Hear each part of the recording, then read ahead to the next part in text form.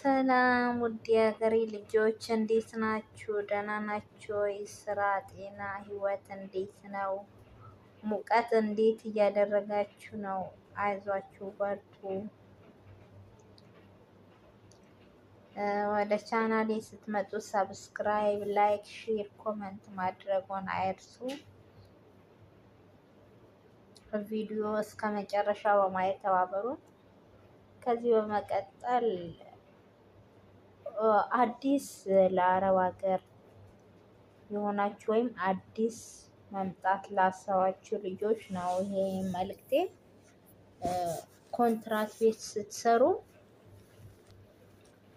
ምናልባትም ማዳሞቻችሁ ጥሩ ከሆኑ 2 አመት ምንም ሳይታወቅ ነው የሚደርሰው ማለት ነው። ምንም ሳታውቁ ነው የሚደርሰው እና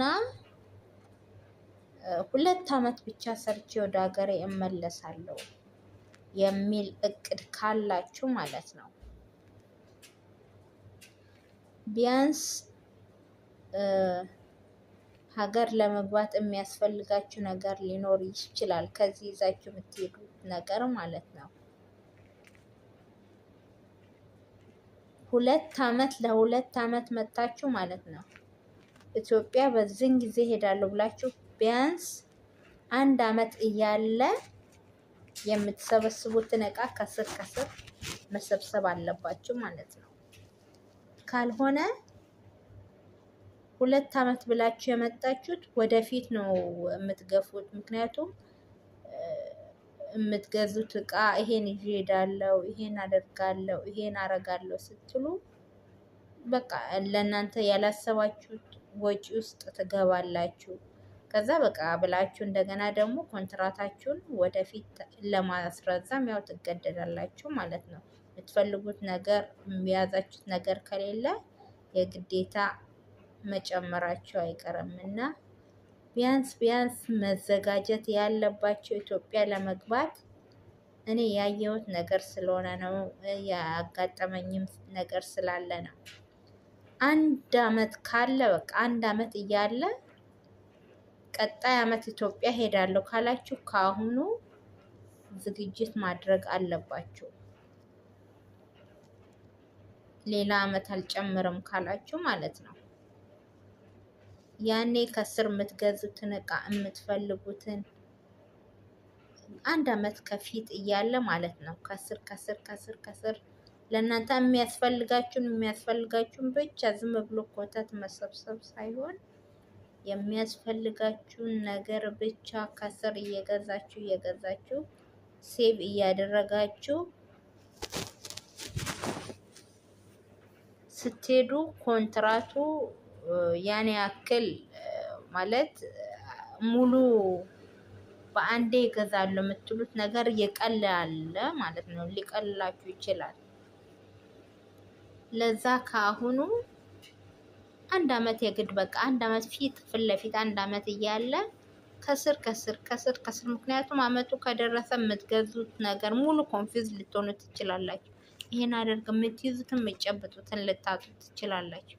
ይሄን ሳላደርግ ወይኔ ይሄን ሳላደርግ ምናምን እያላችሁ በቃ አይሞላምና ከስር ራሱ እየቆፈረ ምን እያለ በቃ በሀሳብ በምን ሊመጣ ይችላልና ቅድመ ዝግጅት ማድረግ የግድ ነው። ካልሆነ በማስታወሻ ጽፋችሁ ቢያንስ በዚህ ወር ይሄን እንዲህ ማለት የእናንተን ፕላን ማለት ነው ኦርደር አድርጋችሁ በዚህ ወር ይሄን ካደረኩ እንዲህ ብላችሁ ለራሳችሁ ፕሮግራም አውጡ ማለት ነው። ያኔ የምታደርጉት ነገር በፕሮግራም ስለምትሰሩ አትወዛገቡም ማለት ነው። የምትሰሩትን ነገር በፕሮግራም ገና በቃ እንዲህ ብላችሁ እንደገባችሁ ትኩረታችሁን የእናንተ ፕላን ላይ ነው ማድረግ ያለባችሁ ማለት ነው። እና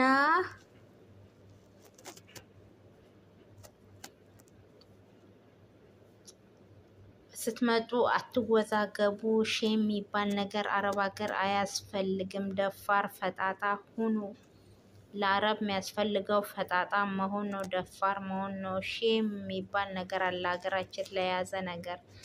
በቃ ሼም የሚባል ነገር እዛው የእናታችሁ ጓዳ ትታችሁ ነው፣ ኢትዮጵያ ትታችሁ ነው። እንደ ሌላው ዜጋ እንደነ ፊሊፒን እንደነ ምናምን የሚባሉ አሉ ብዙ አፍሪካ ሀገራት ላይ እነሱ ፍጥጥ ያሉ ናቸው። ቅድሚያ ለራሳቸውን ምግብ ሆዳቸውን ሳይሞሉ እንድች ስራ የሚባል ነገር አይነኩም። ስለዚህ አረቦችን አስለምዱ፣ ምግብ ቅድሚያ መብላትን እናንተ አስለምዱ፣ የእረፍት ሰዓታችሁን አስለምዱ። ያኔ እንትን አትሉም ማለት ነው። እናንተ የምታደርጉትን ነገር ከለመዱ በቃ በዚህ ሰዓት ይሄን እያደረገች ነው ብለው ለእናንተ ጊዜ ይሰጣሉ። እና እንደዚህ እያደረጋችሁ ራሳችሁን ጠብቁ፣ ጤናችሁን ጠብቁ። ሙቀት ነው፣ ውሃ በደንብ ጠጡ። ፈጣሪ ይጠብቃችሁ ሁላችሁንም። ቪዲዮዬን እስከ መጨረሻ እዩልኝ፣ ኮመንት አድርጉ፣ አበረታቱኝ፣ ሰብስክራይብ አድርጉ፣ ሼር አድርጉ። በሌላ ቪዲዮ ተመልሼ እመጣለሁ። አመሰግናለሁ።